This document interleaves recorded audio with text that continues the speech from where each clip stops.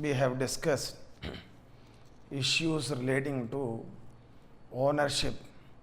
Now we are going to discuss the issues relating to usage. Vindhyachal Distilleries Limited, Madhya Pradesh. Asset acquired was put to use in the relevant previous year only for a trial run purpose, and it was not used for full-fledged commercial production. Say previous year 1920. On 29th March 2020, the asset was put to use for trial run purpose.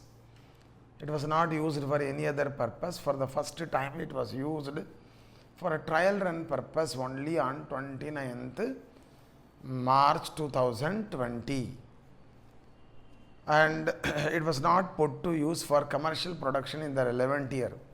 Purchased on 28th March 2020 and it was installed on 29th March 2020.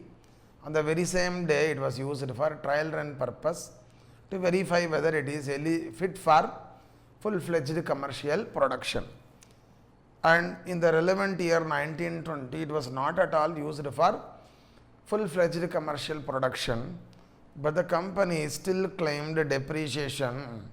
Of course, only half depreciation. Okay, the cost of the asset into depreciation rate into half. This was claimed because as per 32 subsection 1 proviso 4, proviso number 2, if the asset in the year of acquisition is put to use for less than 180 days, half depreciation was claimed. Okay, so the issue here is whether usage only for trial run purpose amounts to usage, okay, whether depreciation could be allowed.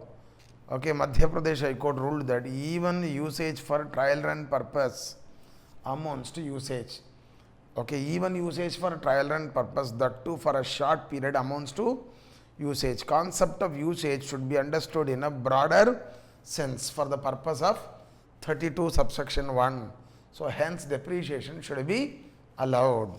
So this you need to understand. Even usage of machinery for a trial run amounts to usage for the purpose of 32, and this many judgments are there, and the assessee is eligible for depreciation. Next is there are two theories regarding usage: theory of active usage, theory of passive usage. What is theory of active usage? Only when the asset is actually used for the purpose of business or profession in the relevant year, the asset is eligible for depreciation. So in order to enjoy depreciation, the asset should be factually put to use in the relevant previous year. Then only the depreciation could be allowed. This is called theory of active usage. What is called theory of passive usage? Even if the asset is made available for usage, ready for usage, though it was not actually put to use in the relevant year, okay, it shall be regarded as used for the purpose of business. Depreciation should be allowed. Even if there is no actual usage in the relevant year, if it was made available for usage, if it is ready for usage, depreciation shall be allowed. This is theory of passive usage. There are so many judgments favoring the theory of passive usage, and this seems to be more rational. Listen to me. Specific nature of business of certain associates requires them to keep standby equipments or spares. For example, if a factory is driven by steam power, then okay, in order to prevent production getting affected because of any default in boilers, we may keep standby okay, boilers, additional boilers will be kept as standby. The factory is driven by steam power, 24 hours continuous production, and the factory is driven by steam power. For generating the steam, we need boilers. Okay, so if the boilers are not functioning properly, the production will get affected. To prevent that from happening, additional boilers are kept as standbys. Similarly, electricity supply companies do have standby generators. Okay. Similarly, transport companies do have spare engines. Why? Because of any default in engine, if the bus cannot be operated, that day collection is gone, na, business gets affected. Na? So therefore, spare engines are always kept in stores by transport companies to ensure, okay, that its business is not affected. Okay, even, okay, in coaching centers, there are fire extinguishers, projectors, visualizers, mic and sound system. These are all kept. Okay, additional projectors, visualizers, mic and sound system are kept, so that even if it is not functioning properly, immediately it could be replaced, so that the lectures are not getting affected. Why here? Okay, in so many places we find fire extinguishers kept. Not even one occasion we got, not even one occasion we had the opportunity to use it. Okay, but still it is made available for usage, ready for usage. So they are all eligible for depreciation. So when an asset is devoted to the needs of business, it is actually used for the needs of the business as it is required for efficient conduct of business. Similarly, machinery spares are also available, and these are all, if they are only used in connection with an item of tangible, particular item of tangible fixed asset, and their use is expected to be irregular, these are also to be added to the cost of that fixed asset, and that should be depreciated that way. Likewise, machinery spares which can be used only in connection with an item of tangible fixed asset and their usage is expected to be irregular, has to be capitalized. So even if the asset is made available for usage, ready for usage, though it is not actually used in the relevant previous year, still depreciation should be allowed. So that you need to note.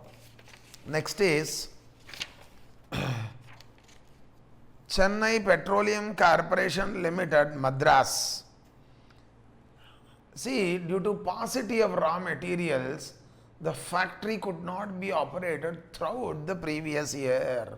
Raw materials were not available. How can we produce without raw materials?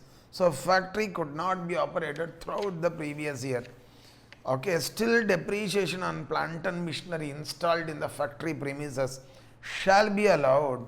Reason and a theory of passive user. It is ready for usage, made available for usage, even if it is not actually used, depreciation shall be allowed. So that you need to understand.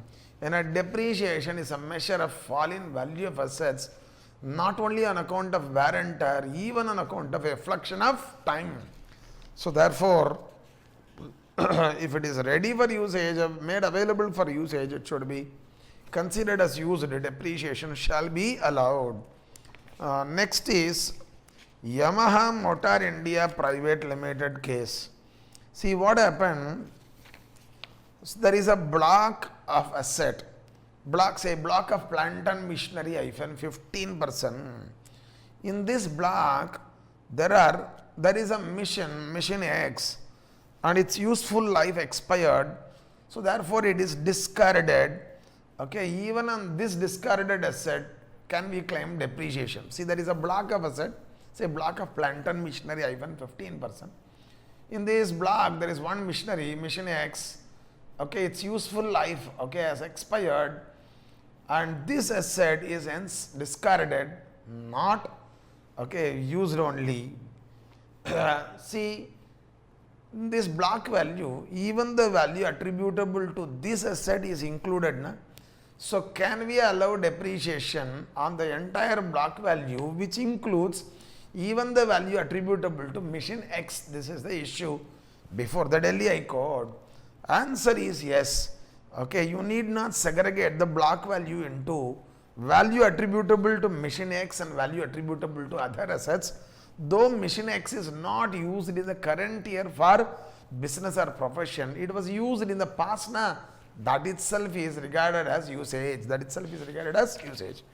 In case of discarded asset, usage means not usage in the relevant previous year, but in the earlier years. So even on discarded assets which are still forming part of the block value, okay, still includes the value attributable to these discarded assets. On the entire block value, we can compute depreciation, because in respect of these assets, usage means not usage in the relevant year, but usage in the earlier years.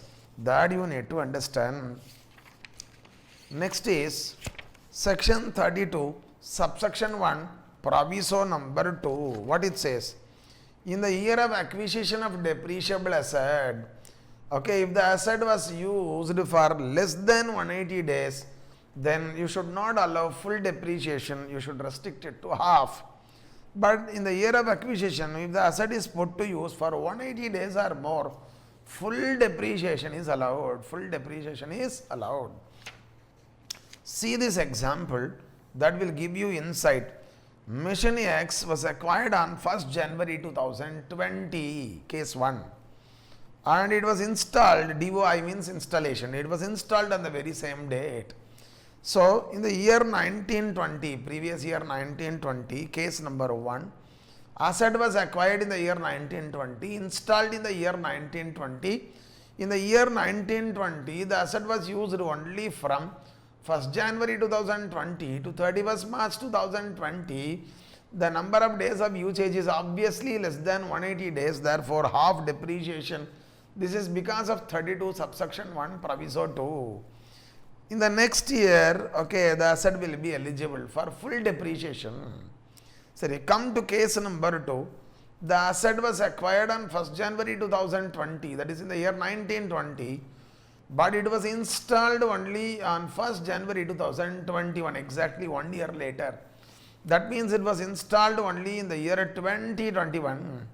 Acquired in the year 1920, installed in the year 2021. That means in the year of acquisition, it was not even installed, it was not made available for usage, it is not ready for usage. So, therefore, in the year 1920, question of allowing depreciation doesn't arise. But in the year 2021, it was installed on 1st January 2021. That means from 1st January 2021 to 31st March 2021, the number of days of usage is less than 180 days, but still full depreciation is allowed. Still full depreciation is allowed.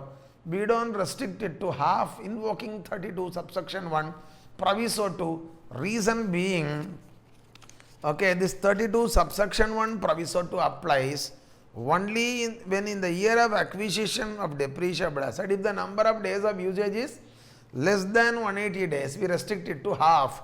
In the year of acquisition, if the asset is put to use for less than 180 days, we allow half depreciation. Okay, 2021 is not the year of acquisition. In that year, even though if it is put to use for less than 180 days, we will still allow full depreciation. So, the idea behind this illustration is only one thing. This 32 subsection 1 proviso 2 puts restriction only, okay, in the year of acquisition. In the year of acquisition, if the asset is put to use for less than 180 days of depreciation, not in the succeeding years. So, this you need to understand.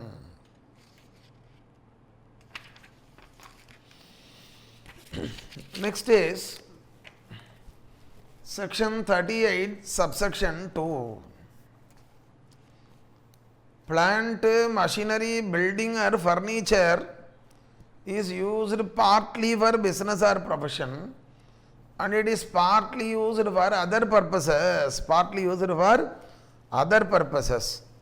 then the depreciation on this plant, machinery, building or furniture to the extent attributable to the usage for business or profession alone is eligible for depreciation.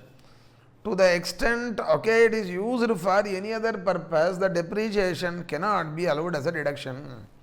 So, where plant, machinery, building or furniture is partly used for business or profession and partly used for any other purpose, the depreciation to the extent attributable to the usage for business or profession only is deductible. The depreciation attributable to usage for any other purpose is not deductible. It should be disallowed in view of 38 subsection 2. This is there. Now we enter into the computational aspects.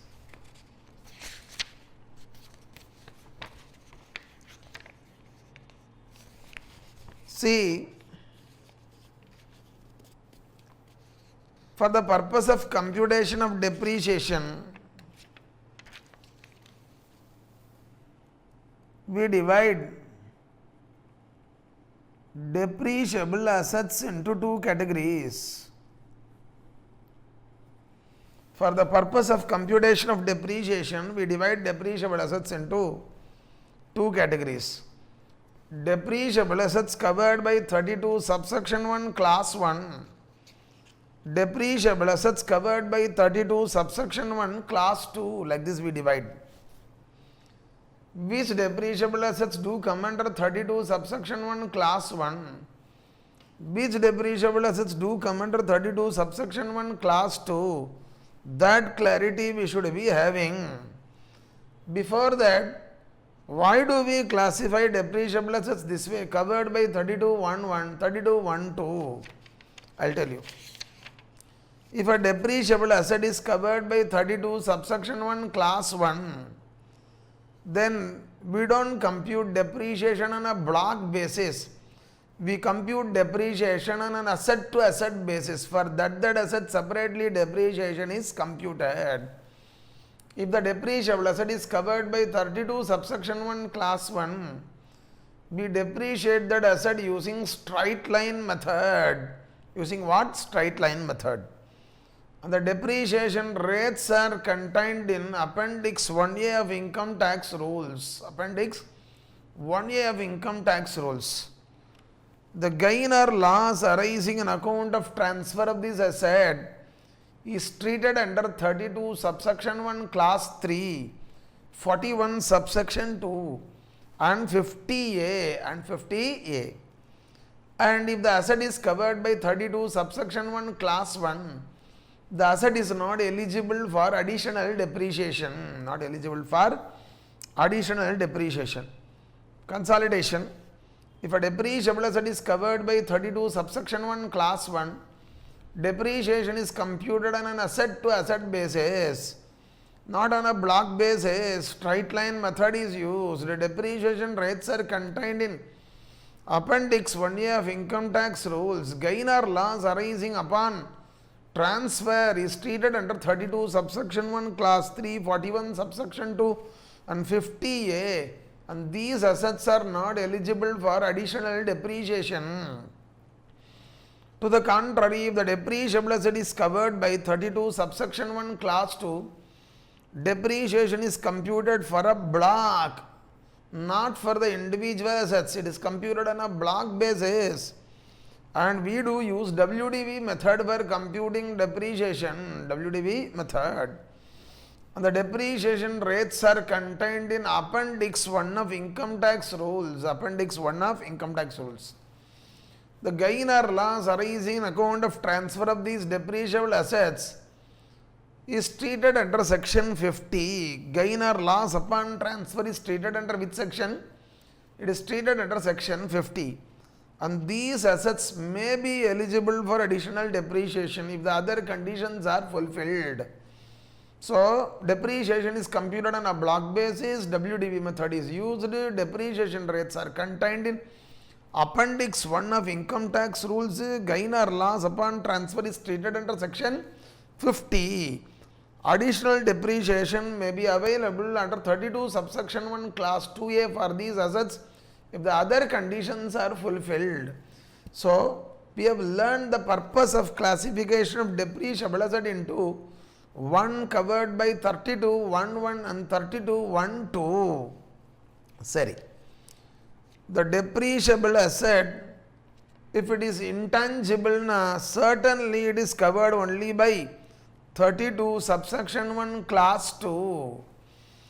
If it is tangible, Then if it was acquired before 1st April 1997, it is still covered by 32 subsection 1 class 2. If it is acquired on or after 1st April 1997 and it is used in power generating unit, it is used in power generating unit. No, it is not used in power generating unit. Then it is covered by 32 subsection 1 class 2. It is used in power generating unit and option under rule 5 sub rule 1a is exercised to bring that asset under 32 subsection 1 class 2. That means to enable claiming depreciation on block basis using WDV method. For that we have exercised option. Then it will come under 32 subsection 1 class 2. But where option is not exercised, it will come under 32 subsection 1 class 1. Class 1. So to consolidate, we can say this way. Which depreciable asset comes under 32 subsection 1 class 1? First of all, it should be tangible. It should have been acquired on or after 1st April 1997. It should be part of power generating unit. It is used in a power generating unit. Option is not exercised under rule 5 sub rule 1a to depreciate on block basis using WDV. Option is not exercised. Then it comes under 32 subsection 1 class 1. All other depreciable assets do come only under 32 subsection 1 class 2. Only minority of the assets do come under 32 subsection 1 class 1. To consolidate, we need to know only which asset is coming under 32 1. All other assets do come under 32 subsection 1 class 2. To come under 32 subsection 1 class 1, the asset should be depreciable asset should be tangible. It should be acquired on or after 1st April 1997 and it should form part of a power generating unit. And in respect of this asset, option is not exercised under rule 5 sub rule 1a to depreciate them on WDV basis under the block concept. Under block concept, option is not exercised. Then those assets come under 32 subsection 1 class 1. All other assets do come under 32 1 2. So tangible agarikkanam, it should be acquired on or after 1st April 1997. It should form part of power generating unit. Option is not exercised under rule 5 sub rule 1a to depreciate on block basis using WDV method. Then it comes under 32 1. All other depreciable assets do come only under 32 subsection 1 class 2. Sorry. What is this option under rule 5 sub rule 1a? I'll explain this. Suppose there is a company A Limited, newly incorporated. The year of incorporation is 1920, assessment year 2021. It is setting up a power generating unit. Power generation starts in the year 1920. Power generation starts on 1st September 2019, that is in the previous year 1920. Now, listen to me. There are tangible, depreciable assets forming part of this power generating unit, and these are acquired on or after 1st April 1997. Okay, here in respect of these tangible, depreciable assets forming part of the power generating unit, this company A Limited can exercise an option under rule 5 sub rule 1a, under rule 5 sub rule 1a to come under 32 1 2. That means, okay, to bring the assets under 32 1 2 means these assets will be depreciated on block basis under the WDV method. Once this option should be exercised within the due date for filing return of income for the assessment year relevant to the previous year in which power generation commences. power generation commences. So, power generation commences in the year 1920, assessment year is 2021. Further, the due date is 30th September 2020. Within 30th September 2020, if option is exercised under Rule 5, Sub Rule 1A to bring these assets under 32(1)(2) and to depreciate them on a block basis using WDV method, then for this entire power generating unit, not only for this year, for all the years to come, okay, we will be applying only the block concept, we will be using only WDV method. All assets acquired, okay, subsequently will also come only under 32(1)(2), because option exercise for 1 year will, okay, continue for all the succeeding years. The option is final, it is irreversible. Okay, so not only for the assets acquired in the year 1920 we have exercised option, we have exercised option for all assets which are going to be acquired for this power generating unit in the future. All such assets acquired in the current year or acquired to be acquired in the years to come will come only under 32 subsection 1 class 2. But if that option is not exercised, by default these assets will come under 32 subsection 1 class 1 and they will be depreciated on, okay, asset to asset basis on straight line method under 32 subsection 1 class 1. Fine. We can say this way: tangible depreciable asset acquired on or after 1st April 1997 forming part of power generating unit by default come under only 32 subsection 1 class 1. They are depreciated on an asset to asset basis on straight line method, but if you want to bring it to 32(1)(2), it is possible. For that you should exercise option under Rule 5 Sub Rule 1A. Within what time? Within the due date for filing return of income for the assessment year relevant to the previous year and which power generation commenced for the first time. Once the option is exercised by the unit, it is final, it is irreversible, it is also applicable for all assets to be acquired in the future for this power generating unit. All such assets will come only under 32(1)(2), not under 32(1)(1). Fine. These things you should understand, discuss. Sorry, first let us take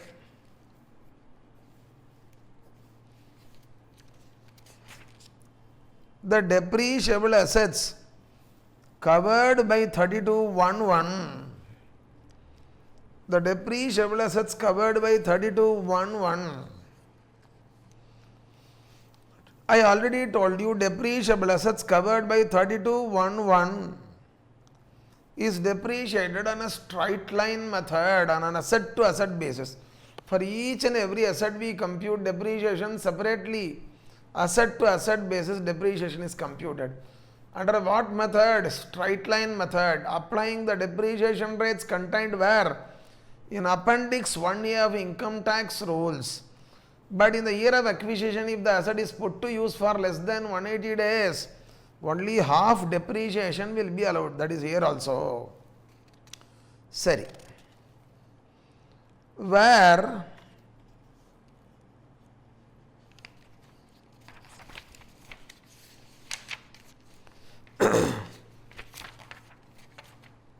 the next point, if you want to understand, you need to have this idea. This depreciable asset, if it is sold, we may get sale proceeds. Such sale proceeds net of expenses in relation to transfer is regarded as monies payable. The depreciable asset, supra, if it is destroyed or demolished, we may get insurance compensation, that is also called monies payable. If this depreciable asset is discarded, we may get realizable scrap value, this is also monies payable. Okay, first of all, you should now understand the meaning of monies payable. Monies payable is a composite term, it can take within its fold three things. If the asset is sold, the net sale proceeds is monies payable. If the asset is destroyed or demolished, the insurance compensation is monies payable. If the asset is discarded, the realizable scrap value is monies payable. Monies payable is a composite term which can take within its fold net sale proceeds, insurance compensation, or realizable scrap value. Realizable scrap value. Sorry. In the year in which the asset is transferred, this depreciable asset covered by 32 subsection 1 class 1, if the depreciable asset is transferred in the year of transfer, the tax implications are as under: monies payable is less than the actual cost. For easy understanding, we will take sale proceeds. Sale proceeds is less than the actual cost. Then there are two possibilities. The money is payable, that is sale proceeds, is more than WDV. No, it is less than WDV. Take the scenario, the money is payable is less than actual cost and it is also less than the WDV. It is less than the WDV. Then the WDV minus monies payable will be called as terminal depreciation. This is nothing but loss on account of sale of asset in accountant's language. This WDV minus monies payable is the terminal depreciation. This is allowed as a deduction under the head PGBP in the previous year of transfer. As per 32 subsection 1 class 3, this is called terminal depreciation. Where the money is payable is less than actual cost, but it is more than the WDV. Then money is payable minus WDV will be treated as balancing charge. It is taxed under the head PGBP in the year of transfer as per 41 subsection 2. 41 subsection 2. Where the money is payable is more than the actual cost. Then actual cost minus WDV will be treated as balancing charge and it is taxed under the head PGBP invoking 41 subsection 2, and we will be computing capital gains under 48 read with 50A. How do we compute capital gains under 48 read with 50A? Full value of consideration minus expenses in relation to transfer minus cost of acquisition. Since it's a depreciable asset, it will result in short-term capital gain. But what is cost of acquisition? It is adjusted WDV. What is adjusted WDV? Where there is terminal depreciation, WDV minus terminal depreciation. Where there is balancing charge, WDV plus balancing charge. WDV minus plus balancing charge. So that is called adjusted WDV. Okay, practically speaking, in this branch only capital gains will come. In this branch capital gains will not come. If you want work out problem, you will find that. To consolidate the discussion, where the depreciable asset is covered by 32 subsection 1 class 1, we compute depreciation on asset to asset basis using straight line method, using the depreciation rates contained in appendix 1A of income tax rules. In the year of acquisition, if the asset is put to use for less than 180 days, half depreciation only. In the year in which the asset is transferred, we get the sale proceeds, money is payable, we call it as money is payable. If the money is payable is less than the actual cost and it is also less than the WDV, then WDV minus money is payable is the terminal depreciation that shall be allowed as a deduction under 32 subsection 1 class 3 while computing income under the head PGBP of that year, where the money is payable is less than actual cost but it is more than the WDV, then the money is payable minus WDV is treated as balancing charge. It is taxed under the head PGBP in the year of transfer under 41 subsection 2. Where the money is payable is more than the actual cost, then the actual cost minus WDV is treated as balancing charge, that is taxed under the head PGBP in the year of transfer as per 41 subsection 2. In addition, we do compute capital gains under 48, read with 50A. How do we compute capital gains? First step is full value of consideration minus expenses in relation to transfer. We get cost of acquisition, minus cost of acquisition, we get short-term capital gains. Full value of consideration minus expenses in relation to transfer minus cost of acquisition will give you short-term capital gains because it's a depreciable asset. What is cost of acquisition? Where there is terminal depreciation, WDV minus terminal depreciation is the adjusted WDV. Where there is balancing charge, adjusted WDV is WDV plus balancing charge. This adjusted WDV is the cost of acquisition. It results in short-term capital gain. Fine. So this is tax implications on account of transfer of depreciable asset covered by 32 subsection 1 class 1.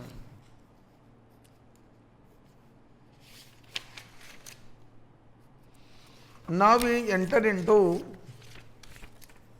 the next segment, depreciable asset covered by 32 subsection 1 class 2.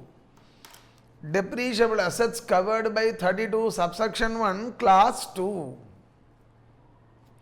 What is that? These are the assets which are depreciated on a block basis. Using what method? Using WDV method. The depreciation rates are contained where? Appendix 1 of income tax rules. Fine. Now, before we proceed further, we should recollect what is block of asset. Concept of block of asset you need to understand from section 2 class 11. Section 2 class 11 defines block of asset. What do we mean by block of asset? Block of asset means group of assets. Block of asset means what? Group of assets falling under a class of assets. Falling under a class of asset. So block of asset means group of asset falling under a class of asset being building, plant and machinery, furniture, patent, trademark, copyright, license, franchise, or any other business or commercial rights of similar nature and having same rate of depreciation. It is not enough if it is falling in the category building. Building 1, building 2, building 3, depreciation rate is 10%, 10% and 5%. Then all the 3 buildings will not form part of one block. And the depreciation rate for building 1 and building 2 is 10%. For building 3, depreciation rate is 5%. So therefore, there are 2 blocks in building. One is building 1 and building 2 is one block. And building 3 is separate block. Why? Though all are buildings, the depreciation rate is not same. The depreciation rate is same only for building 1 and building 2. So building 1 and building 2, they fall under the group building, class building, and they have same rate of depreciation. That is one block. Building 3 is a separate block. So block of asset means group of assets falling under a class of asset being building, plant, machinery, furniture, etc. and having same rate of depreciation. Same rate of depreciation. That you need to understand. How do we compute depreciation in respect of depreciable assets covered by 32 subsection 1 class 2? How do we compute depreciation? How do we compute depreciation in respect of depreciable assets coming under 32 subsection 1 class 2? 32 subsection 1 class 2. See, the format we can know from 43 class 6. 43 class 6. First you take the opening WDV of the block. Opening WDV of the block. To that we will make additions. We will make additions. Additions during the year. The actual cost of the additions to the block during the previous year. Then we get total. From that we reduce monies payable. You know what is monies payable. If any asset is sold, the net sale proceeds. If any asset is destroyed or demolished, the insurance compensation. If the asset is discarded, realizable scrap value. This is money is payable. then what we get is WDV as on 31st March 2020. What we get is WDV as on 31st March 2020. Assuming previous year is 1920, I am telling here. Then on this WDV, we shall apply the depreciation rates given in Appendix 1. Appendix 1. But this WDV may include, okay, the value for additions which are put to use for less than 180 days. 180 days. Then the WDV should be broken into two. WDV attributable to additions during the year which is put to use for less than 180 days. On that portion you should not apply full depreciation, you should only apply half depreciation. You should compute only half depreciation. For the balance you should compute full depreciation. Okay, this is to give effect to 32 subsection 1 proviso 2. And what we get is the WDV as on the first day of the next previous year. So what is the format? WDV of the block plus actual cost of additions during the previous year. We get the total. From that we reduce the monies payable. We get the WDV as on the last day of the previous year. Then we compute depreciation using the rates given in Appendix 1. This is subject to 32 subsection 1 proviso 2. If this block includes any addition which is put to use for less than 180 days, then the WDV broken into two attributable to these assets which are put to use for less than 180 days others. On this portion, apply the depreciation rate, apply 50%. On that, just apply the depreciation rate, compute. This is the format. For enjoying depreciation, the prerequisites are as under. When can we compute depreciation for a block? When can we compute depreciation for a block? First of all, the block should exist at the end of the previous year. If all the assets forming part of the block are disposed in the relevant previous year, then the block doesn't exist. Question of computing depreciation doesn't arise. Block should exist at the end of the previous year. Adu poradu. The WDV for that block should be positive. It should be positive. Then only we will be computing depreciation under 32(1)(2). First of all, the block should exist at the end of the previous year. Okay. And the WDV of that block should be positive, cumulative conditions. Then only we can compute depreciation under 32(1)(2). Fine. If any asset forming part of the block is transferred, if the depreciable asset forming part of the block is transferred, or the entire block is transferred, all assets forming part of the block is transferred, how do we compute capital gains? That is given in section 50. Computation of short-term capital gains. And a depreciable asset is always short-term. Computation of short-term capital gains upon transfer of depreciable assets covered by 32 subsection 1 class 2. 32 subsection 1 class 2. That is governed by section 50. Fine. How do we proceed with 50? First we will know the applicability. When 50 could be invoked, that clarity you should be having. When section 50 could be invoked, condition 1. The capital asset transferred should be a depreciable asset, not enough. It should form part of a block. It should form part of a block. That is also not sufficient. Depreciation should have been allowed to this block in the earlier previous years. Depreciation should have been allowed to this block in the earlier previous years. Earlier previous years. If the block is created only in the current year and if it is disposed of in the same year, 50 will not apply. Depreciation should have been allowed to this block out of which the assets are transferred to that block in the earlier previous years. Then only we can step in under section 50. What are the conditions? Capital asset transferred should be a depreciable asset. It should form part of a block. And the depreciation should have been allowed to this block in the earlier years. Fine. 50, let it per se apply. In 50 there are how many subsections? 2 subsections. Subsection 2, when it will apply? All assets forming part of the block are transferred. Block becomes empty.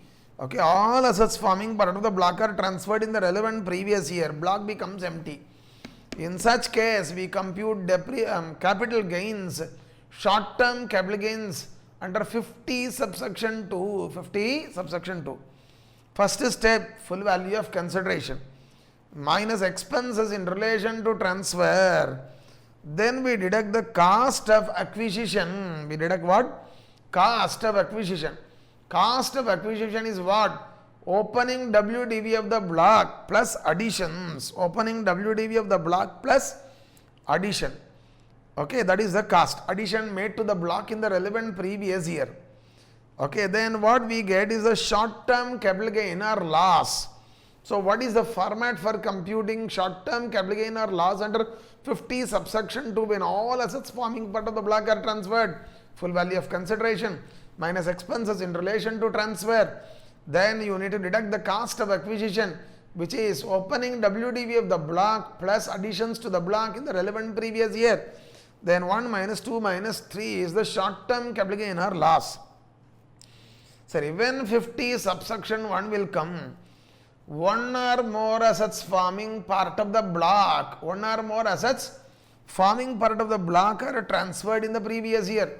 Block is not empty, block is there, but one or more assets forming part of the block are transferred in the previous year. Not only that, the full value of consideration of assets transferred is more than the sum total of opening WDV of the block plus additions to the block during the year plus expenses in relation to transfer plus expenses in relation to transfer. Then only we can invoke 50 subsection 1, and the format for computing the short-term capital gain under 51 is same. Full value of consideration, expenses in relation to transfer we deduct, minus cost of acquisition is opening WDV of the block plus additions to the block in the previous year. But in subsection 1 there will be only short-term capital gains, there is no chance of loss. Fine.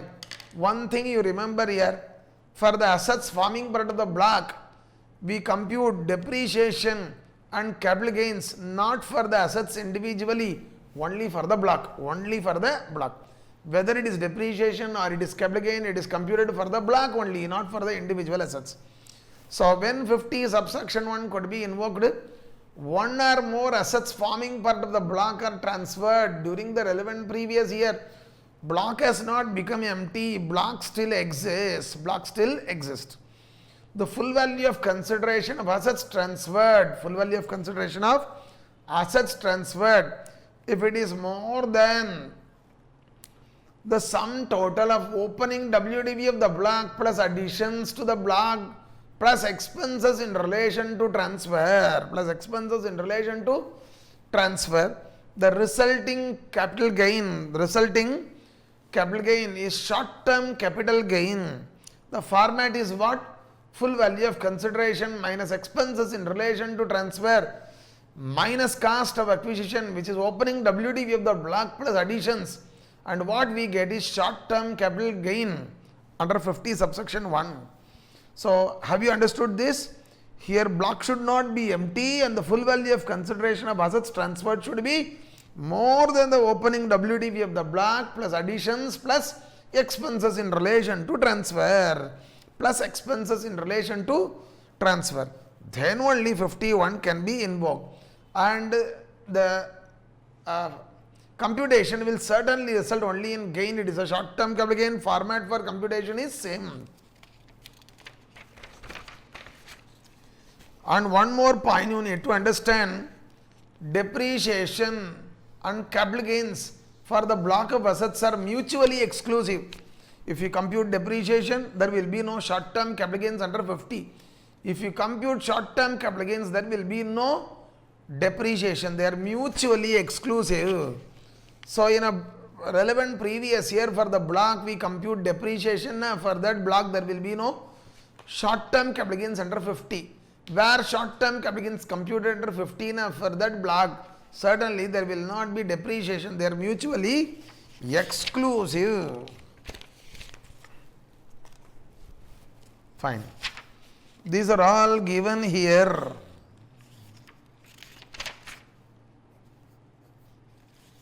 kindly go through. Whatever I discuss, everything is codified in our material. You can easily recapitulate. Now with this, we have learned how to compute depreciation in respect of assets covered by 32 subsection 1 class 1 and 32 subsection 1 class 2.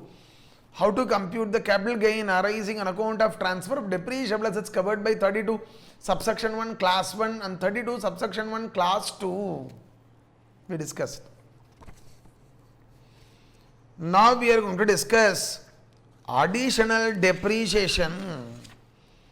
Additional depreciation is allowed under 32 subsection 1 class 2a. Additional depreciation is allowed under which provision? 32 subsection 1 class 2a. Listen. First of all, we should know who is eligible for additional depreciation. Who is eligible for additional depreciation? Any assessee, corporate assessee or non-corporate assessee, that is not the issue. But the assessee should be engaged in manufacturing business. Assessee should be engaged in what business? Manufacturing business. Or the assessee should be engaged in the business of generation, transmission or distribution of power. Assessee should be engaged in the business of generation, transmission or distribution of power. Only when the assessee is engaged in manufacturing business or in the business of generation, transmission or distribution of power, there is a chance of additional depreciation. If the assessee is engaged in any other business, there is no chance of additional depreciation. First clarity should be getting. Assessee should be engaged in manufacturing business or engaged in the business of generation or generation, transmission or distribution of power. Seri, on which assets the additional depreciation is available? The depreciable assets we divide into tangible and intangible. For intangible depreciable asset, additional depreciation is not available. Tangible depreciable asset not for building, not for furniture. Only for plant and machinery additional depreciation is possible. This is the second clarity you should be having. So additional depreciation is available only for tangible depreciable asset being plant and machinery. Sorry, that plant and machinery is divided into two. Covered by 32 subsection 1 class 2. Covered by 32 subsection 1 class 1. If this plant and machinery is covered by 32 subsection 1 class 1, no additional depreciation, no additional depreciation. It should be covered by 32 subsection 1 class 2. It should be covered by 32 subsection 1 class 2. Adu matram illa, if this asset, plant and machinery, if it is covered by 32(1)(2) and it is covered by excluded list, additional depreciation is not available. It should not be covered by excluded list. It should not be covered by excluded list. So, only plant tangible depreciable asset being plant and machinery, being one covered by 32(1)(2), not being one covered by excluded list is eligible for additional depreciation. Sorry, any asset is eligible? It should be tangible, it should be plant and machinery, it should be covered by 32(1)(2) and it should not be covered by the excluded list. Okay, then it is eligible for additional depreciation. What is excluded list? Ships, aircrafts, idukella additional depreciation illa. Road transport vehicles, second hand machinery, office appliances, plant and machinery installed in office premises, guest house, residential accommodation, plant and machinery whose entire actual cost is allowed as a deduction in one previous year under the head PGBP, either by way of depreciation or otherwise. These are all the assets excluded which are not eligible for additional depreciation. What are they? Ships, aircrafts, road transport vehicles, second-hand machinery, office appliances, plant and machinery installed in office premises, guest house, residential accommodation, plant and machinery whose entire actual cost is allowed as a deduction by way of depreciation or otherwise in one single previous year. These assets are not eligible. Seriya. Who is eligible? Which asset is eligible? We discussed. Okay, this is a one-time benefit. Additional depreciation is a one-time benefit. This is not going to come for the asset every year. Okay, one-time benefit means every time when you acquire new asset, additional depreciation is available. For one asset, it is one time. How do we quantify the additional depreciation? And in which year the additional depreciation is allowed as a deduction? Previous year of deduction is the previous year of installation. Previous year of deduction is what? The previous year of installation. In that year only it is allowed as a deduction. Sorry, what is the quantum of additional depreciation? Sorry, for that you should have clarity. In the year of acquisition, the plant and machinery for which we are going to claim additional depreciation, it is installed in the year of acquisition, it is installed in the previous year succeeding the year of acquisition. Installed in the year of acquisition, it is installed in the previous year succeeding the previous year of acquisition. Installed in the year of acquisition, installed in the previous year succeeding the previous year of acquisition. When it is installed in the previous year succeeding the previous year of acquisition, additional depreciation is nothing but actual cost into specified percentage. What is that percentage? I will tell you. This is irrespective of number of days of usage. We compute actual cost into specified percentage.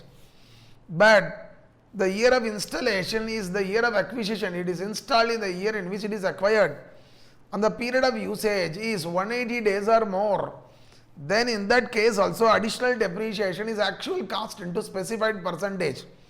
But where the period of usage is less than 180 days, additional depreciation is equal to actual cost into specified percentage into 50%.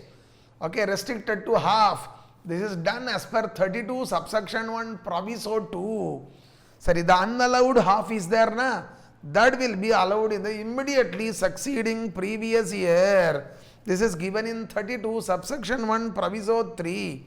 Sorry, to consolidate, additional depreciation is allowed as a deduction in the year in which the plant and machinery is installed.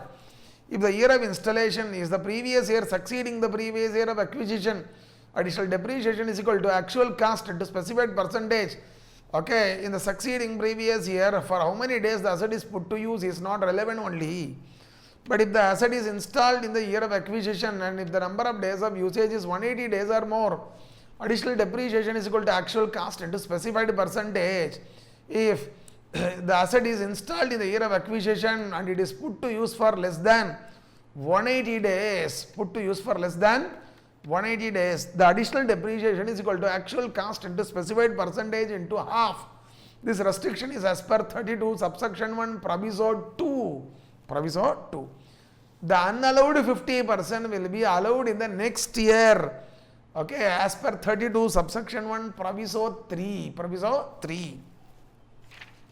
Sorry, you are telling specified percentage. What is specified percentage?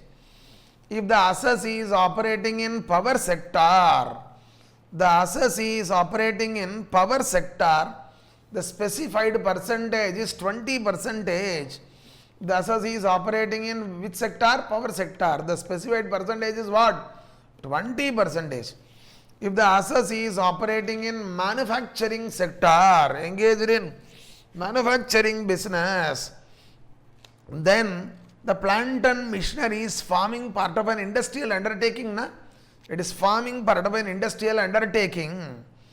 That industrial undertaking, when it was set up, it is set up on or after 1st April 2015. No, it is set up before 1st April 2015. When it was set up before 1st April 2015, then 20% only, the rate is 20%. But where the plant and machinery is forming part of an industrial undertaking which is set up on or after 1st April 2015, then you may need to see where it is set up, the industrial undertaking. It is set up in Andhra, Telangana, Bihar, West Bengal. No, it is set up in other states. If it is set up in other states, the percentage is 20%. If it is set up in Andhra, Telangana, Bihar or West Bengal, then we will see in that state the industrial undertaking is located where? Is it located in notified backward area or is it located in any other area? If it is located in any other area, 20% only. If it is located in notified backward area, then we will ask when the installation of the plant and machinery is done. If the installation is done in this time frame, 1st April 2015 to 31st March 2020, okay, not installed in this time frame. If it is not installed in this time frame, 20%. If it is installed in this time frame, the percentage is 35%. Percentage is what? 35%. So we need to know the specified percentage to consolidate. If Asasi is in power sector, the percentage is what? 20%. If the Asasi is in manufacturing sector, then the plant and machinery for which you want to claim additional depreciation, okay, it is part of an industrial undertaking, na? That undertaking, when it is set up, is it set up before 1st April 2015, then the percentage is 20%. On or after 1st April 2015, then we will ask where that industrial undertaking is based. It is in Andhra, Telangana, Bihar, West Bengal. No, it is in other states. If it is in other states, the percentage is 20%. No, it is in Andhra, Telangana, Bihar or West Bengal. Then we will ask where that industrial undertaking is located in that state. In notified backward area, other area na 20%. Notified backward area na, we will ask when the installation of plant and machinery was made for which you are claiming additional depreciation. It is made during 1st April 2015 to 31st March 2020, then 35%. It is made beyond this time frame, then it is 20%. It is 20%. We can easily remember this way. By default, additional depreciation rate is 20% only. But you can enjoy additional depreciation at the rate of 35% if the following conditions are satisfied. Asset is in manufacturing sector. Plant and machinery for which additional depreciation is claimed is forming part of an industrial undertaking which is set up on or after 1st April 2015 and it is set up in Andhra, Telangana, Bihar or West Bengal, that too in notified backward area, and the installation is done during 1st April 2015 to 31st March 2020, then the additional depreciation rate is what? 35%, not 20% if these conditions are fulfilled. With this, we are through with additional depreciation. We are through with what? Additional depreciation. Now we are going to discuss next area, additional investment allowance. Additional investment allowance. This is coming in 32 AD. 32 AD. Who is eligible for additional investment allowance? Eligibility you should not. Okay, incidentally I am discussing this also. 32 AD subsection 1 talks about eligibility for additional investment allowance. Assessee should be engaged in manufacturing business. Assessee should be engaged in manufacturing business. Assessee may be a corporate assessee or may be a non-corporate assessee. It is not material. Assessee should be engaged in manufacturing business. Maybe corporate assessee, maybe non-corporate assessee. And the industrial undertaking should have been set up on or after 1st April 2015. You want to enjoy additional investment allowance in respect of a plant and machinery, na? That should form part of an industrial undertaking which is set up on or after 1st April 2015. The industrial undertaking should be located in the notified backward areas of Andhra, Telangana, West Bengal, Bihar. And the installation of plant and machinery shall be during 1st April 2015 to 31st March 2020. Whatever conditions are stipulated for enjoying Additional depreciation at the rate of 35%, same additional conditions are there for enjoying additional investment allowance. So associate should be engaged in manufacturing business. Associate may be corporate or non-corporate. The plant and machinery for which additional investment allowance benefit is to be claimed should form part of an industrial undertaking which is set up on or after 1st April 2015. And the industrial undertaking should be located in notified backward areas of 4 states: Andhra, Telangana, West Bengal, Bihar. The date of installation of plant and machinery shall be during 1st April 2015 to 31st March 2020. The previous year of deduction is the year of installation, in which year additional investment allowance benefit is available in the year of installation. Fine. Now, what is eligible asset? We are entitled to get additional investment allowance only in respect of eligible asset. It is nothing but asset eligible for additional depreciation. Okay, it is nothing but asset eligible for what? Additional depreciation. Which asset is eligible for additional depreciation under 32(1)(2)(a)? Same asset is eligible for additional investment allowance. That means, listen to me, only tangible depreciable asset being plant and machinery, and that plant and machinery should not be covered should not be covered by the excluded list, should not be covered by the excluded list. That is only eligible for additional depreciation. Additional investment allowance. The quantum of so assets eligible for additional depreciation under 32(1)(2)(a) are eligible for additional investment allowance. Same assets are eligible. Quantum of deduction: actual cost of the asset into 15%. Actual cost of the asset into 15%. Here, even though the asset is put to use for less than 180 days in the year of acquisition, still we will not restrict. So the quantum of deduction is not linked to the number of days of usage. 32 subsection 1 proviso 2 has no role here. Sorry. Next is additional investment allowance doesn't reduce the block value. Additional depreciation reduces the block value. Additional investment allowance doesn't reduce the block value. Next is the benefit of additional depreciation and additional investment allowance are not mutually exclusive. Both could be enjoyed if the conditions are satisfied. Both could be enjoyed if the conditions are satisfied. Sorry. Additional investment allowance is allowed as a reduction in which year? In the year of installation. Which asset is eligible for additional investment allowance?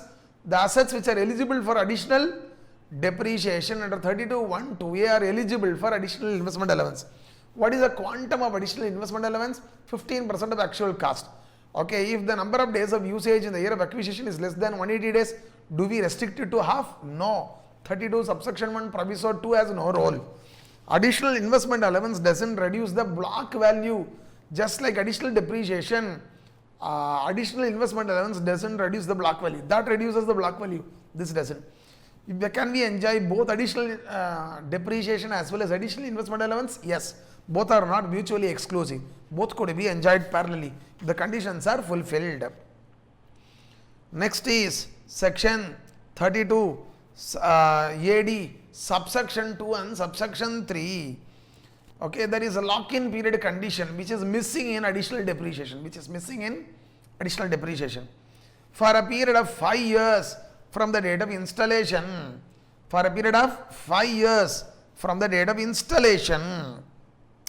Eligible asset should not be transferred.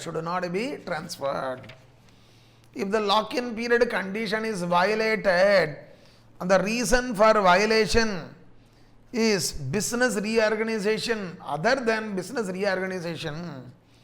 Why the condition is violated? The reason is business reorganization other than business reorganization. What is business reorganization? Amalgamation, demerger, conversion of firm or sole proprietary concern into company, conversion of company into LLP. These are all what? Business reorganization. So, because of amalgamation, because of demerger, because of conversion of firm or proprietary concern into company, because of conversion of company into LLP, because of these reasons, we are forced to transfer the assets during a period of 5 years from the date of installation. So, that's the reason for violation of lock-in period condition. No, that is not the reason. Some other reason. If it is any reason other than business reorganization, the investment allowance deduction granted under 32 AD subsection 1 will be withdrawn. In the previous year of violation of lock-in period condition. That means that will be brought to tax under the head PGBP in the year of violation. Apart from that, since this asset is transferred, it's a depreciable asset forming part of a block, we will be computing short-term capital gains within the parameters of section 50. These are the consequences. But where the lock-in period condition is violated on account of business reorganization, then we forgive. No tax consequences in the hands of the predecessor. Who is predecessor? That is, in case of amalgamation, amalgamating company. In case of demerger, demerged company. In case of conversion of firm or proprietary concern into company, firm or proprietary concern. In case of conversion of company into LLP company, these are all predecessors. No tax implications in the hands of the predecessor. But the lock-in period condition should be honored by the successor. Who is the successor? Amalgamated company, resulting company, or company where there is conversion of firm or proprietary concern into company, LLP where there is conversion of company into LLP.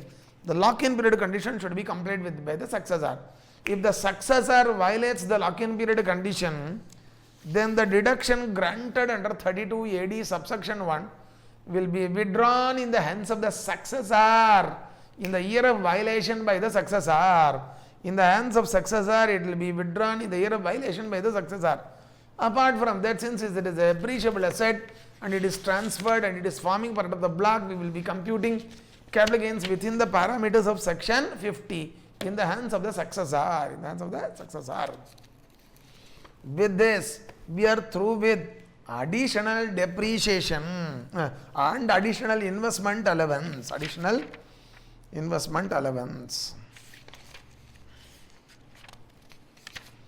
But there are some points requiring attention. There is a CBDT circular in this regard, 15/2016. What it says? If the assessee is engaged in printing and publishing,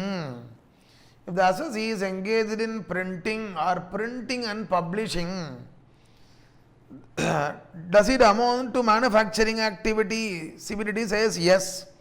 Printing and publishing amounts to manufacturing activity. Then the plant and machinery used in the printing press, are they eligible for additional depreciation? Yes. They are eligible for additional depreciation. This is to be noted from the circular. Then there are some more points. See, there is an asset called forklift track. In the Discovery Channel, History Channel, foot factory no podva. There within the factory compound only to move the produced foodstuff from one location to another location, we use forklift truck. So forklift truck is used inside the factory. So you all know additional depreciation or additional investment allowance is not available for road transport vehicles. But this forklift truck, which is used only within the factory for moving goods from one location to another location, doesn't come within the definition of vehicle. Truck endra shabdata paatha onneve, you should not think vehicle, not eligible for additional depreciation or additional investment allowance. Like this, don't come to the wrong conclusion. Section 2, class 28 of the Motor Vehicles Act defines the term vehicle. Vehicle includes a vehicle of special type, vehicle excludes inter alia a vehicle of special type adapted for use only in a factory or in any enclosed premises. So, vehicle of special type adapted for use only in a factory or in an enclosed premises shall not be regarded as vehicle as per section 2 class 28 of Motor Vehicles Act. So forklift truck which is used only within the factory premises for moving goods from one location to another, it doesn't fit within the definition of the term vehicle. So therefore that is eligible for additional depreciation, eligible for additional investment allowance. Similarly, computer nale odane plant and machinery installed in office premises not eligible for additional depreciation. Like this you should not conclude. Computers installed at factory, computers used in factory, okay, or in production system, there are computer aided production, for that computers are being used in the factory or in production system. They are not plant and machinery installed in office premises. They are also eligible for additional depreciation. These are integral part of production system. Next is the sum total of additional depreciation and normal depreciation. Okay, if you reduce from the block, it should not make the block value negative. If it is going to make block value negative, you should restrict the additional depreciation only to such figure whereby the WDV of the block becomes 0. Simple here. Normal depreciation plus additional depreciation put together should not make the block value negative. If it is going to make it negative, now you should restrict the additional depreciation to such figure which makes the WDV 0, This is a computational point. These are all over.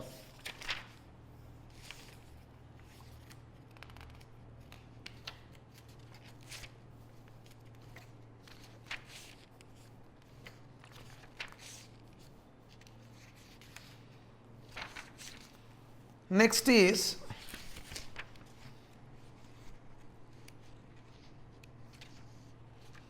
(32) subsection 1 proviso 5.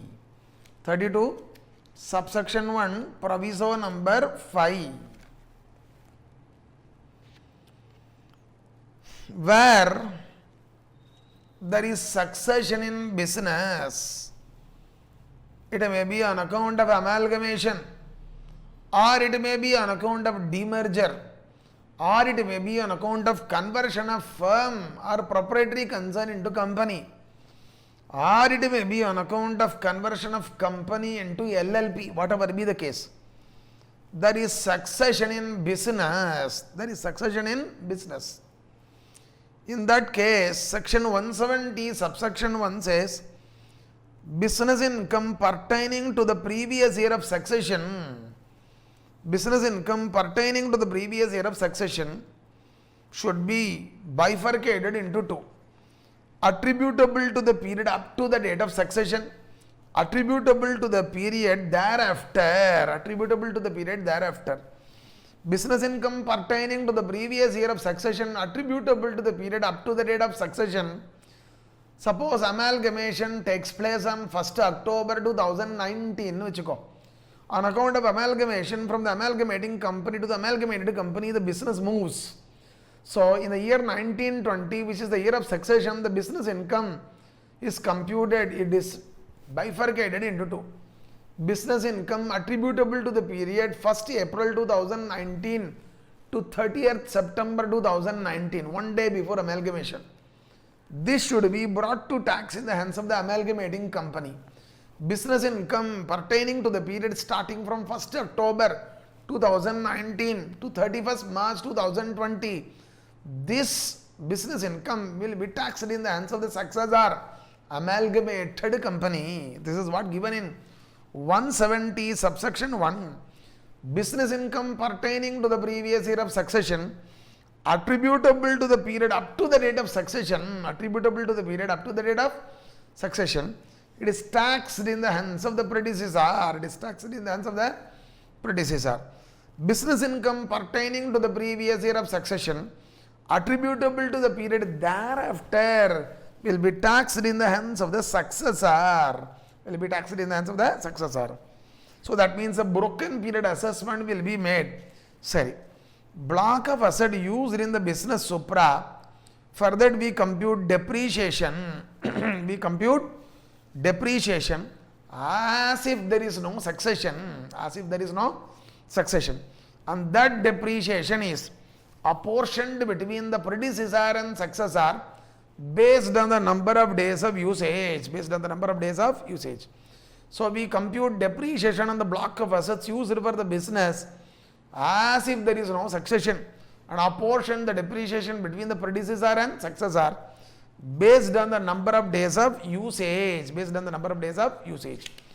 So that portion will be allowed as a deduction against that business income taxable in the hands of that person.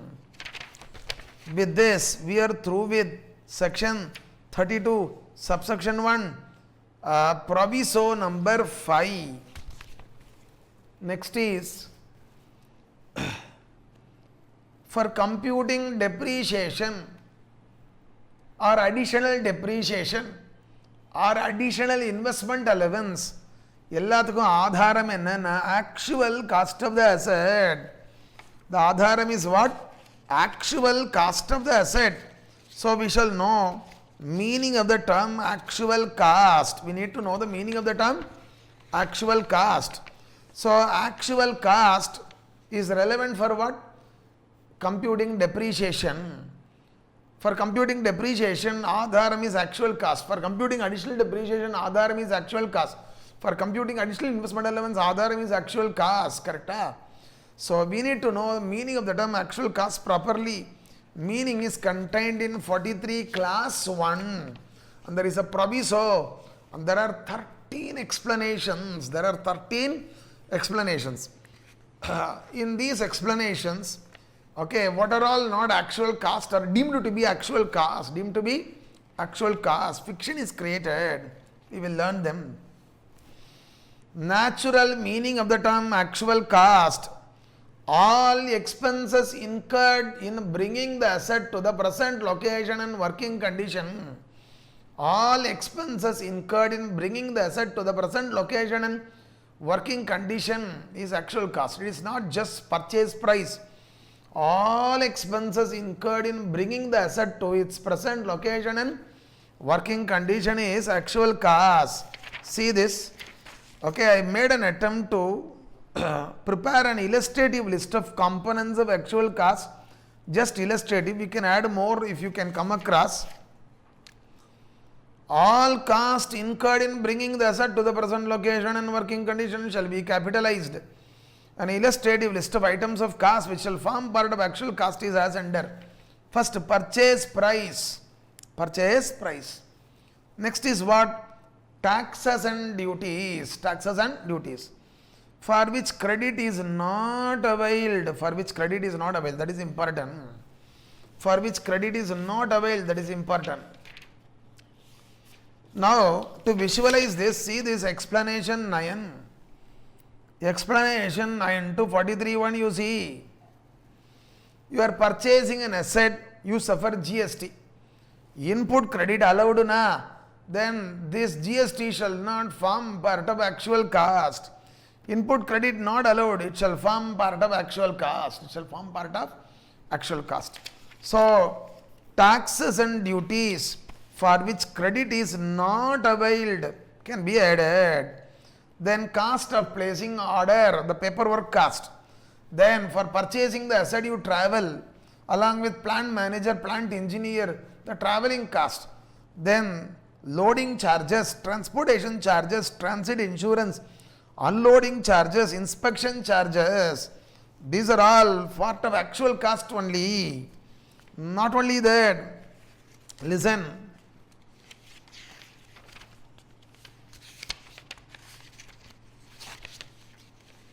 Where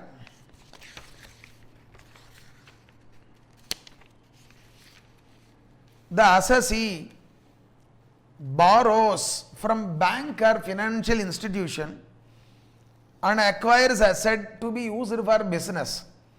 The asset that is to be used for business or profession is acquired by the assessee out of borrowed funds. On the borrowing, assessee will be paying interest. On the borrowing, the assessee will be paying interest. This interest on borrowing, it is attributable to two periods. interest on borrowing attributable to the period starting from the date of borrowing to the date on which asset is first put to use, to the date on which asset is first put to use, this shall be capitalized and it cannot be allowed as deduction under 36(1)(3). There is one provision called 36(1)(3). Amount of interest paid for, amount of interest on capital, amount of interest paid on interest on capital borrowed, amount of interest paid on capital borrowed for the purpose of business or profession should be allowed as a deduction. When you are acquiring an asset to be used for business or profession and you acquire using borrowed funds, the borrowing is for the purpose of business, the interest which you pay should be naturally allowed as a deduction under 36(1)(3). Here only you should be careful, there is a proviso below 36(1)(3). What it says? The interest traceable to the period starting from the date of borrowing to the date on which asset is first put to use, that is to be capitalized. It is not to be allowed as a deduction while computing income under the head PGBP. This is given in proviso to 36(1)(3). This should be capitalized. But interest attributable to the period falling after the date on which asset is first put to use cannot be capitalized. It should be allowed as a deduction under the head PGBP under 36(1)(3). 36(1)(3). One line summary of the entire discussion is, listen to me, interest on borrowing incurred up to the date on which asset is first put to use should be capitalized, Then erection, commissioning and installation expenses, trial run expenses, net of realization, trial run realization, then subsequent price adjustments, then adjustments on account of change in duties or taxes, trade discounts. These are all to be adjusted in arriving at the actual cost. Not only that, okay, listen to me. If you are receiving any asset specific subsidy,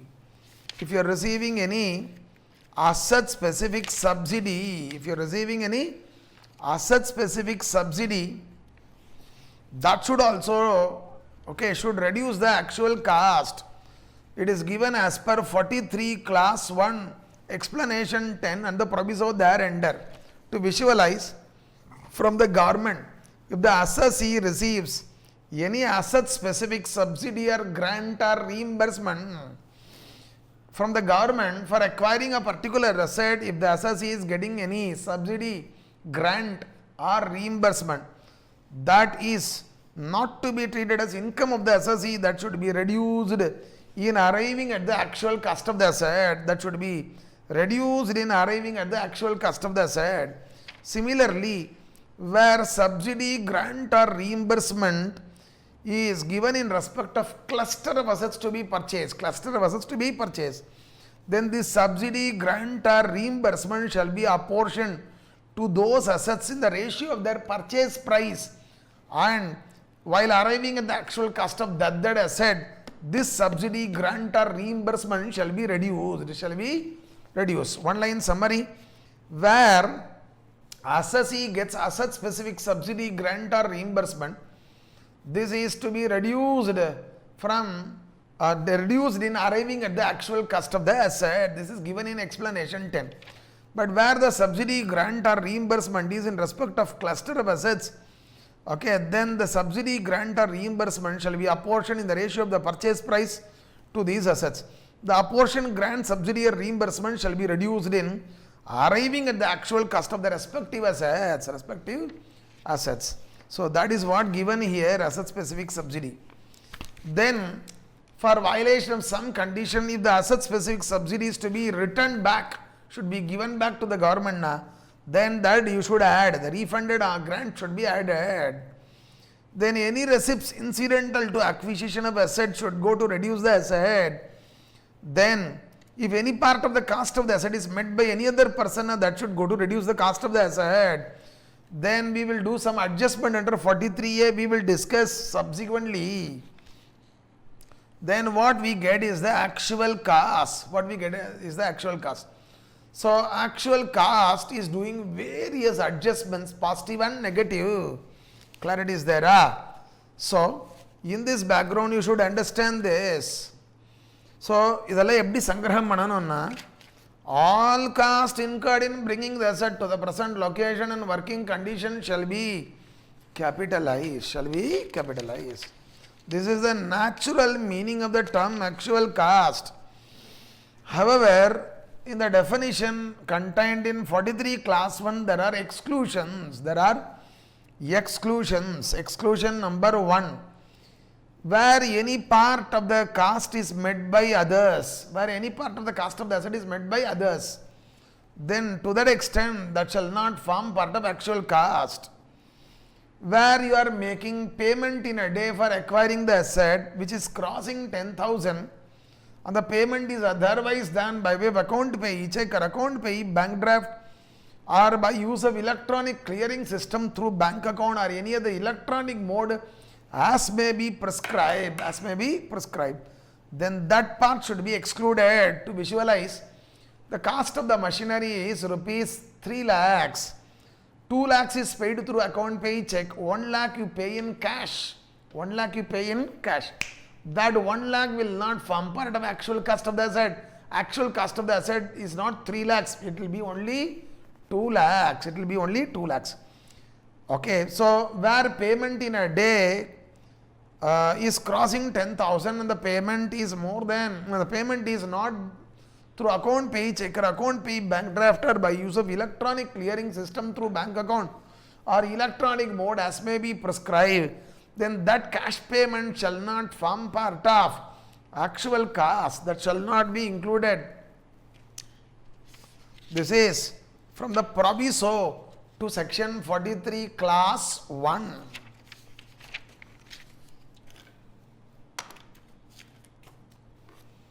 Fine. There are some important judgments in this regard. Let me explain them.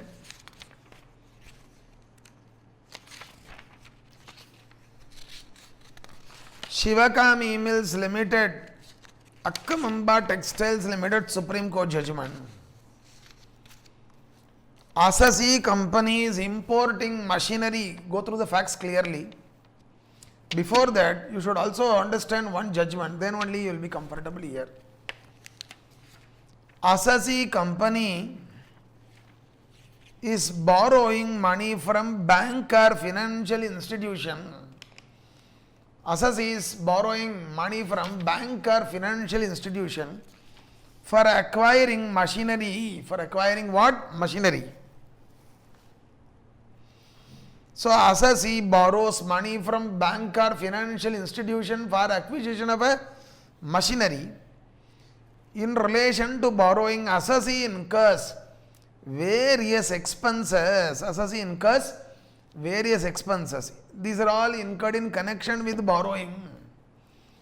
In a controversy in another expenses which are incurred in connection with borrowing, are they capital expenditure or revenue expenditure? The department's contention is you borrow money for acquisition of machinery. So therefore, the expenses incurred in connection with borrowing is only a capital expenditure. So if it is a capital expenditure, you should only capitalize with the cost of the asset. You may include it in arriving at the actual cost, but you cannot claim it as a deduction while computing income under the head PGBP. This is the argument of the department. Asasi's argument is, okay, this is a revenue expenditure wholly and exclusively incurred for business, therefore eligible for deduction while computing income under the head PGBP. Like this, the Asasi is claiming deduction. Matter went to the Supreme Court, India Siemens case. Supreme Court says, when can we say an expenditure is capital in nature?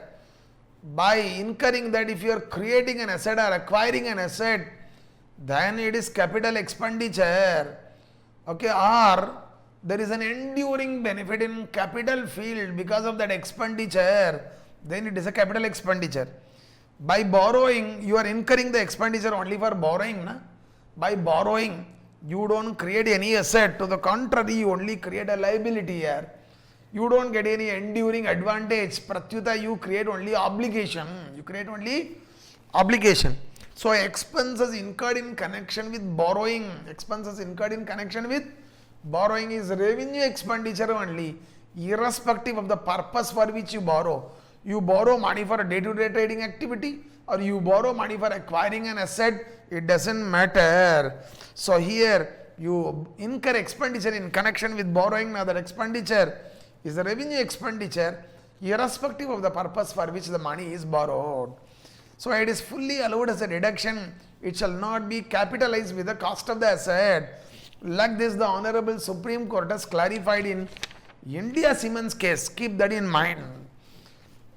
Now, come to Shivakami Mills Limited, Supreme Court, and Akkamamba Textiles Limited. Issue is same.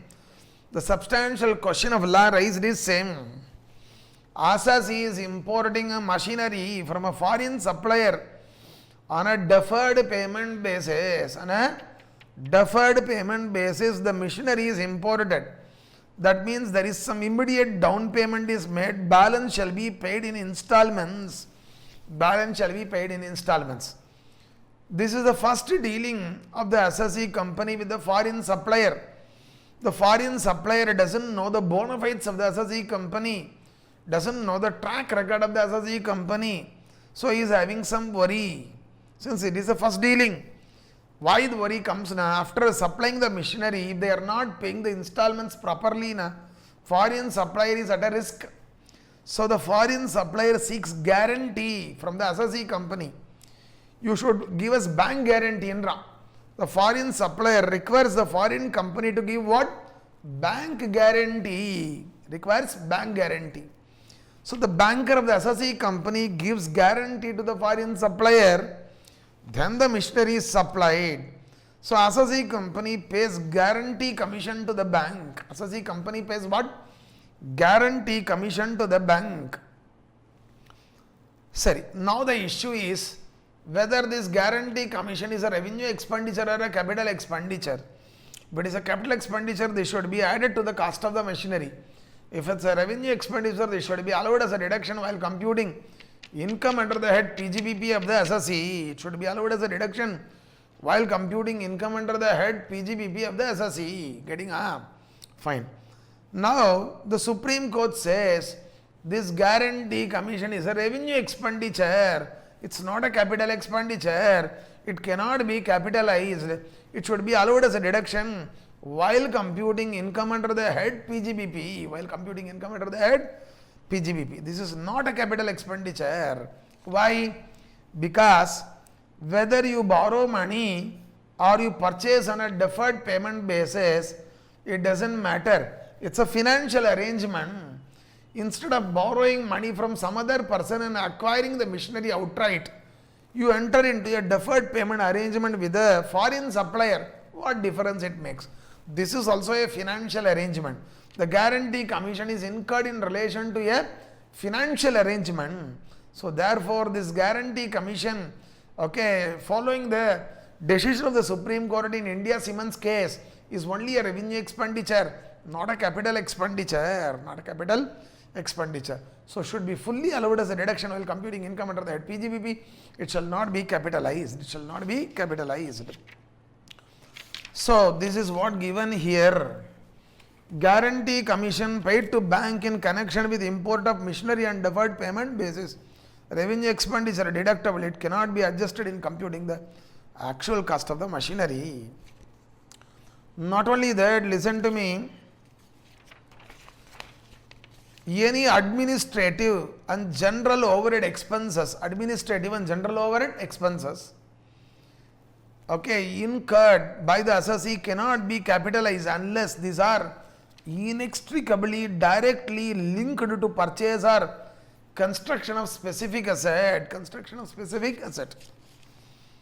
ICDS 5, tangible assets, property. ICDS 5 provides that administration and other general overhead expenses are to be excluded from the cost of tangible fixed asset. Cost of tangible fixed assets. if they do not relate to a specific tangible asset. However, expenses which are specifically attributable to construction of a project or to the acquisition of a tangible fixed asset or bringing it to its working condition shall be included. So, administrative and general overhead expenses are not to be capitalized unless these are inextricably directly linked to purchase or construction of a specific asset. That you need to note. Sorry, next is Bharat. So what we are discussing is issues in relation to actual cost. Bharat Gears Limited Delhi judgment. Assess he was owning a machinery. The machinery got worn out. The working life got exhausted, it ended. So the machinery was discarded long ago. So the working life of particular machinery got exhausted, it got worn out, it was discarded long back. But in the relevant previous year, assessee incurs huge repair expenditure in changing the vital parts of the machinery, infuses new life into the asset. Infuses what? New life into the asset. Okay, now the assessee claims these repair expenses as current repairs and claims it as a deduction while computing income under the head PGBP. Under section 31, repair expenses of plant and machinery is claimed as a deduction. The court said, no, it is not correct. Why? Because though technically speaking, no new asset has come into existence, only the existing asset is revamped, rehabilitated, still it is as good as saying, okay, it's a new asset, because the life is gone, you have infused into it. Navajivanam is given to that asset. Though technically speaking, no new asset is created, this expenditure infused new working life into the existing asset. There is an enduring benefit in capital field. So this expenditure is a capital expenditure, not a revenue expenditure. Cannot be allowed as a reduction while computing income under the head PGBP. But it could be capitalized. On that expenditure, you can claim depreciation. That you need to note. In ICDS 5 also it is given. Any expenditure which enhances the future benefits from an existing asset beyond the previously assessed standard of performance, then that expenditure is capital in nature. It should be added to the actual cost. The same thing is covered by ICDS 5. Any expenditure which enhances the future benefits of an existing asset beyond the previously assessed standard of performance is capital in nature, added to the cost of the asset. Fine. Next is where you have taken loan for acquiring an asset. Assess he has taken loan for acquiring an asset. Obviously, it's not a trading liability. That loan is waived in full or in part. Loan is waived in full or in part. Then the benefit which the assessee is getting is a benefit in capital front. The benefit which the assessee is getting is a benefit in capital front. It is not income. It is not taxable. Under 41 subsection 1, there is one section 41 subsection 1 in PGBP chapter. What it says, where the assessee has enjoyed deduction in respect of a trading liability and subsequently such trading liability ceases or there is remission of such trading liability, some benefit accrues to the assessee, then that benefit could be brought to tax under the head PGBP. Here the loan taken for acquiring an asset, in the first place it is not at all a trading liability. So when it is waived in full or in part, the benefit is not in revenue front, the benefit is in capital front. It is not taxable under the head PGBP. 41(1) will not apply. Next, in PGBP chapter we have a provision 28 class 4. 28 class 4. What is 28 class 4? Any benefit or perquisite, whether convertible into money or not, arising in the course of business or profession carried on by the assessee shall be taxed under the head PGBP. First of all, hear me. What is given in 28.4? Any benefit or perquisite, whether convertible into money or not, arising in the course of business or profession shall be brought to tax under the head PGBP. When there is waiver of loan, the benefit arising to the assessee is a monetary benefit. The benefit arising to the assessee is a monetary benefit. What could be brought to tax under the head PGBP is only benefit or perquisite, whether convertible into money or not. This suggests that monetary benefits are not covered by 28.4. What is covered by 28.4 is non-monetary benefits.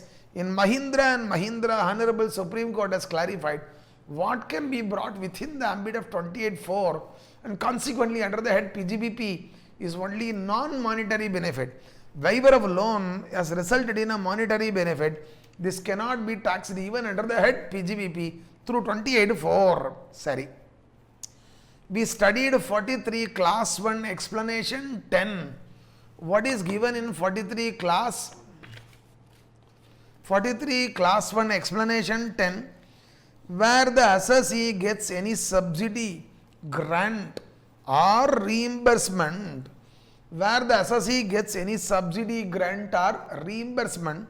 in relation to a particular asset, that shall be reduced in arriving at the actual cost of the asset.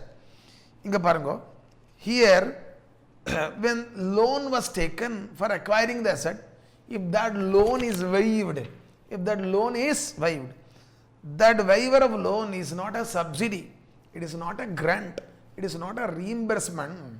When explanation 10 to 43.1 could be invoked for acquiring an asset, if you are getting a grant, subsidy or reimbursement, then that grant, subsidy or reimbursement can reduce. When loan was taken for acquiring the asset, but that loan was subsequently waived, it is not a subsidy, it is not a grant, it is not a reimbursement. Okay, so that it could be adjusted against the cost of the asset. No, even 43.1 explanation 10 cannot be invoked. So therefore, even the actual cost of the asset cannot be adjusted. So therefore, it has no tax treatment. Where there is waiver of loan taken for acquiring an asset, it has no tax treatment. However, if the loan waived was taken from the government, that amount waived is deemed to be income as per 2 class 24 subclass 18. Accordingly, it will be taxed. But if the loan is taken not from government, it cannot be taxed. That way you need to understand. So this is treatment of loan waiver. Waiver of loan taken for purchase of machinery shall not be adjusted against the block value. Shall not be adjusted against the block value. It's a capital receipt. However, if the loan waived, first of all, the loan waiver cannot be taxed under 41.1 under the head PGBP because it is not a trading liability. Loan taken for acquiring fixed asset is not a trading liability. It cannot be taxed under the head PGBP even invoking 28.4 because this is a monetary benefit, not non-monetary benefit. It cannot be adjusted against the actual cost of the asset as per explanation 10 to 43.1 because it is not a subsidy, grant or reimbursement. Okay, so it has no tax treatment, waiver of loan. Okay, however, if the loan was taken from government and it is waived by government, then it is income as per 2 class 24 subclass 18. It will be taxed. Fine, that you need to note. Next is where a tangible fixed asset is acquired in exchange for another asset, the fair value of tangible fixed assets so acquired shall be its actual cost. We are giving asset A and we are getting machine B. For machine B, the actual cost is what? The actual cost is the fair value of machine B.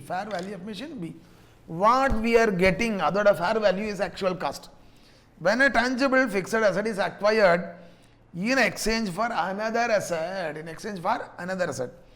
The fair value of tangible fixed asset so acquired shall be its actual cost, So the value of asset given is irrelevant. Fair value of tangible asset acquired is its actual cost, I give asset A and in turn get machine B. For me, the actual cost of machine B is the fair value of machine B, which I am getting. Similarly, where a tangible fixed asset is acquired in exchange for shares or other securities, the fair value of tangible assets so acquired shall be its actual cost. See, to the supplier of machinery, we are issuing shares. Then the machinery or the actual cost is not fair value of the security issued, it is fair value of the tangible asset acquired. Don't worry about what is given for acquiring the asset. You see what is acquired. Other the fair value is its actual cost. These are all given in ICDS 5. Now we have 43A, special provisions consequential to change in rates of exchange of currency. We will discuss in the next class, but now we have another 8 minutes. I don't want to leave you early. I'll discuss few things. See,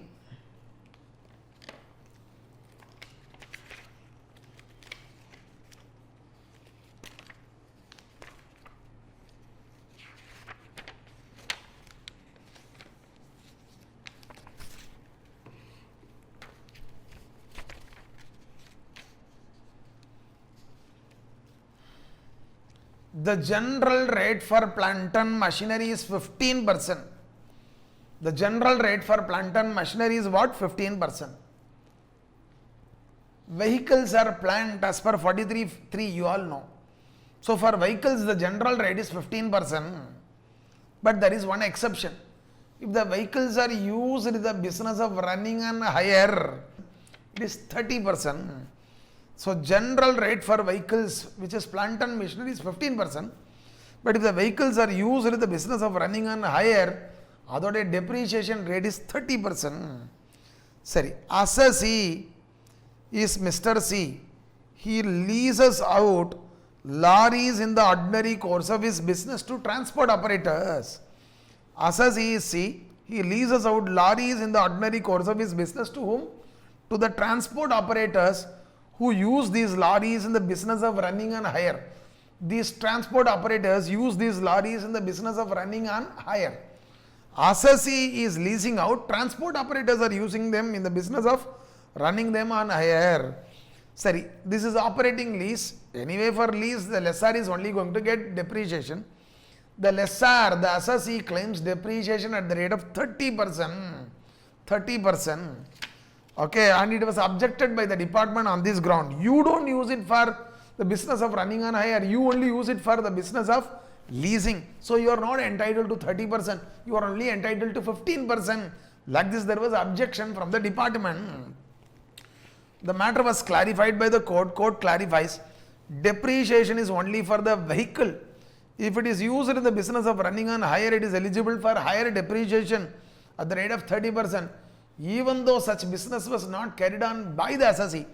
So assessee may not use it for the business of running on hire. He is only leasing it out. But if the transport operator, the lessee uses it in the business of running on hire, that is sufficient.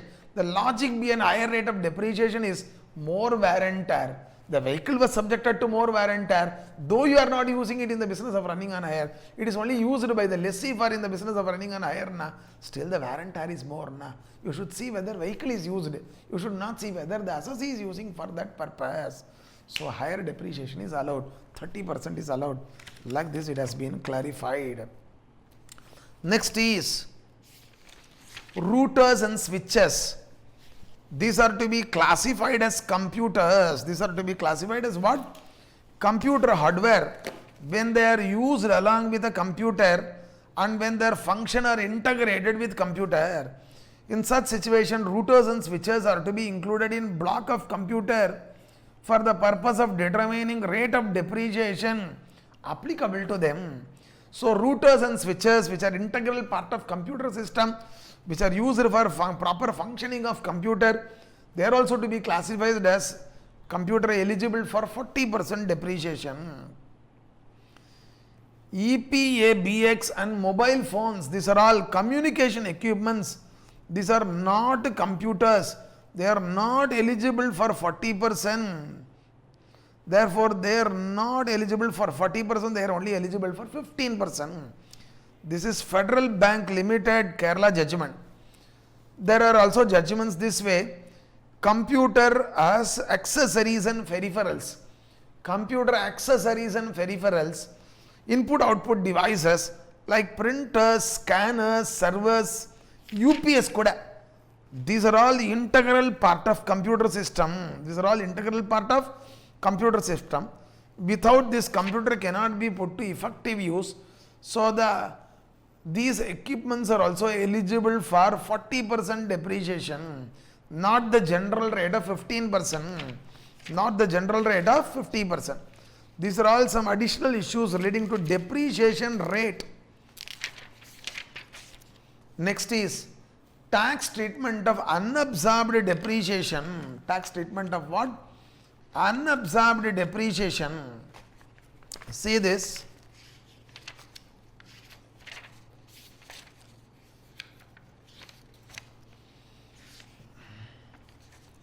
Depreciation we are quantifying under 32(1), isn't it? We do quantify depreciation under 32(1). This depreciation we claim it against income under the head PGBP. Okay, if it is fully absorbed, there is no problem there in this matter. But the depreciation quantified under 32(1), it is not fully absorbed by the head PGBP, under the head PGBP. Then you should claim it as deduction against income under other heads, other than salary, other than salary. Even after adjusting against income under other heads, if it is still remaining unabsorbed, it will be taken to the next year. It will be taken to the next year. In the next year, okay, it will be added to next year's depreciation. It will be added to the next year's depreciation. And we will avail it against income under the head PGBP. If it is not adjusted against income under the head PGBP, we will avail it against income under other heads other than salary. If it is still remaining unabsorbed, we will take it to the next year, add it to the next year's depreciation. Same cycle. There is no specific life for this unabsorbed depreciation. It is having indefinite life. It is having indefinite life. Even belated filing of return will not affect the carry forward of unabsorbed depreciation.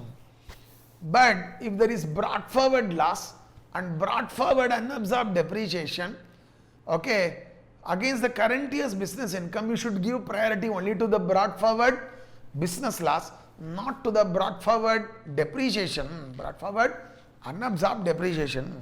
This is given in 72(2), read with 32(2), read with 32(2). Like this, there is 32(2), okay, which is suggesting the tax treatment of unabsorbed depreciation, unabsorbed depreciation. Fine, we'll stop here today. Okay, in the next class, okay, we should try to complete this chapter capital gains. I shall proceed with the other topics. It's a very, very lengthy topic. I am trying to condense and share the important issues. Kindly get the maximum advantage out of which. You cannot revise on your own individually, okay, in this speed. So this is going to be of great help. Please pay attention, use this benefit. Thank you.